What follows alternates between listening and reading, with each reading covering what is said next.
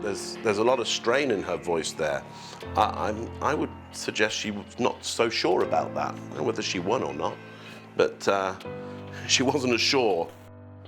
Hey there, I'm Mark Bowden. I'm an expert in human behavior and body language. So usually I'd be looking at the body language of politicians, world leaders, people in business, but today I'm going to look at professional mixed martial artists, an area that I really know nothing about. I try and keep myself away from people's fists as much as possible.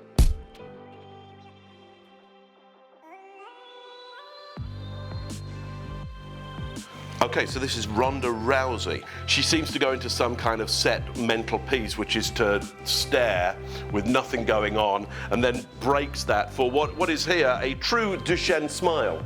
So that's a true smile. She's absolutely enjoying being here. There's great pleasure in being here in front of this crowd. So it's interesting with these stare downs, we get eye contact with things that are valuable. We might drop our eye contact away from somebody to say, you have higher status than I do. And I guess that's what people are looking for here, is who breaks eye contact first to say, you have more status, you have more power than I do. Ariel Helwani alongside the Strikeforce Women's Bantamweight Champion, Ronda Rousey. And Ronda, it's good to see you again. She's very open and amicable to having a chat. You see the eyebrows going up, doing the I recognize you.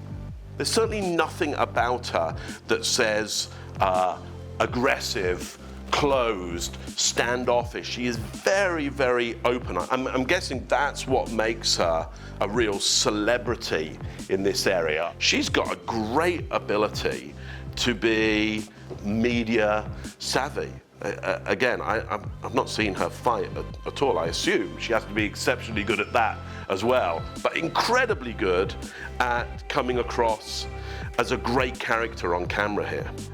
So this really interests me because I can see how tricky it must be for the female fighters to get the right balance between the ideals that some people have around what a female should look like and how they should pose, those kind of modeling poses, which ultimately are about weakening the female. Human beings against human beings, what we're looking for is who has upper body strength. But our instinctual brain's best guess at who is strongest is to look at upper body strength. That's why you'll see people do this signal a great deal, which is to say, I'm bigger than you thought I was. She's trying to get the compromise between that and looking like a strong fighter. I think she really achieves it here. And the elbow out there to go, look, I've got big upper body strength. She's got a hand in a fist. She's still classically popped her hip out, which unbalances her, essentially. But there's a great combination there around the ideals or some ideals around female form and some ideals around strength. Her opponent here, however, has gone with a very straight body, gone for that upper body strength with the fists here, but ultimately the legs are now quite close together and there's a little bit of a sense of easy to push over, you know, quite unbalanced. Often people don't notice this around body language. The wearing of trophies. Understand the word trophy actually comes from tropic, which means the head. Trophies come from the days when armies would go against armies and what you bought back was the head of your opponent. But ultimately, for her to get to be seen with the trophy has a psychological advantage over the person not with a trophy. All right, ready? So incredibly healthy teeth and hair. Now that might be an odd thing to comment on, but ultimately healthy teeth and healthy hair send a message to our instinctual brain to say, this is really good genetic code. So our instinct will look at that and go, this might be a formidable opponent because look how successful they've been at finding high nutritional food source. Again, for a fighter, the fighter's saying, look, I haven't got damaged.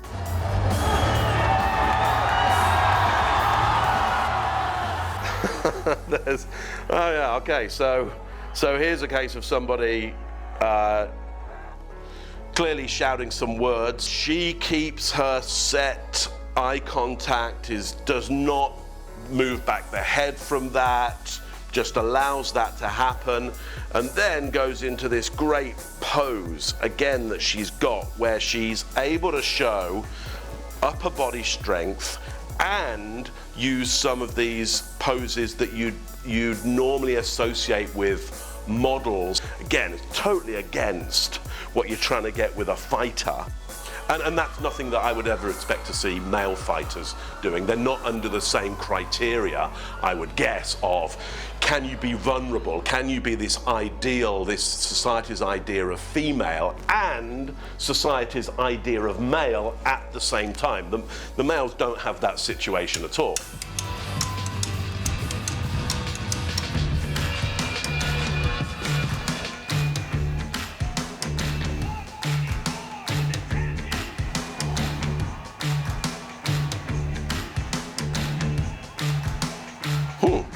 Okay.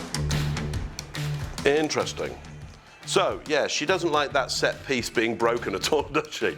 If she doesn't get to look the person in the face and just stand them off, if there's any amount of contact there, she's seen that as aggressive. Ronda, that was particularly intense. There's a lot of animosity. What is that all about? I just wanted to get her in her face and show her that I was there for a reason. She's the one that put the fist on my face. You're not the first person that thought that you had the perfect plan to beat me. It's not the first time your camp thought that they had the perfect plan to beat me. I'm going to show you on Sunday why I'm the champ. So in this particular case, I would see strain in her voice there as she was calling back, saying how she was going to beat her. There's a lot of strain in her voice there. I would suggest she's not so sure about that, whether she won or not, but she wasn't as sure about that being a fact.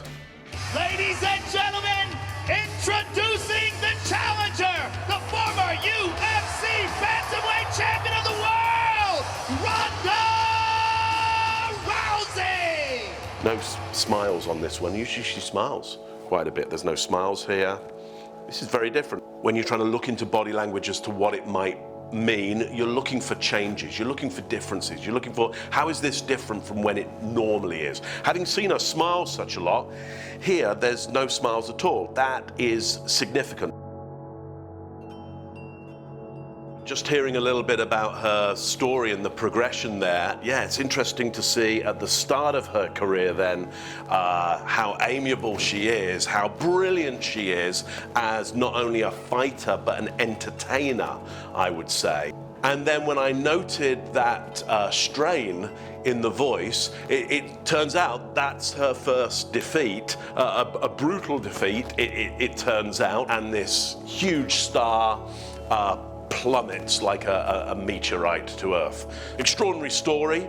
Again, what I was looking at there was what are the fundamentals that stay the same and what changes, and then thinking, well, why? What are the possibilities as to why there's this change? That's what you want to look out for in the main when you're reading body language is, what are the changes that I see, and critically think, why might these changes be occurring? Really interesting. So make sure you give this video a like and subscribe to MMANation.com.